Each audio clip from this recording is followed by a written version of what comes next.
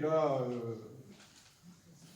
un papier, car je suis assez angoissé de vous parler de la 18e dynastie.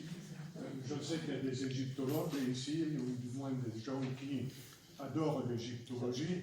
Là, premier mariage véritablement diplomatique qui montre que l'Égypte devient un empire. C'est-à-dire que les pays qui se trouvent à côté sont des pays soumis. Et quand le pays est soumis, automatiquement, il envoie une princesse à Pharaon pour qu'il épouse. Donc, en fait, elle n'a pas été la fille d'Amenhotep et de Ti. On y reviendra. Amenhotep IV, eh bien, c'est le fameux pharaon hérétique, Akhenaton, la révélation d'Aton. Donc, c'est lui, Akhenaton, le pharaon hérétique, parce que il a arrêté le polythéisme et il a décidé, une bonne fois pour toutes, on le verra, d'adopter le monothéisme. Il y avait une younger lady, la plus jeune femme qu'ils ont trouvée au niveau des États-Unis, c'était bel et bien la sœur d'Akhenaton. Et cette momie-là, c'était sa sœur. Mais ce qu'on a vu après, c'est que quand on a fait l'ADN de Toutankhamon, qui était Toutankhamon, qui deviendra Toutankhamon, eh bien, c'était bel et bien le fils d'Akhenaton et de la younger le pouvoir, sans héritier. Et donc, son héritier sera son vizir, qui s'appelait Ramsès.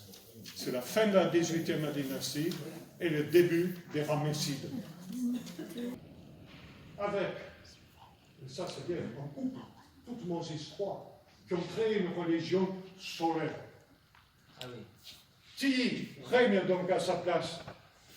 Elle va engager la réforme atonienne, c'est-à-dire qu'il n'y aura plus qu'un seul Dieu, le soleil, Aton. Amenhotep IV, non reconnu par l'oracle d'Amon, je vous l'ai dit, est exilé au pays de Mitanni, le pays de Moutemouya, mère d'Amenophis III. Et c'est là qu'il va ramener toutes ces idées de panspermie.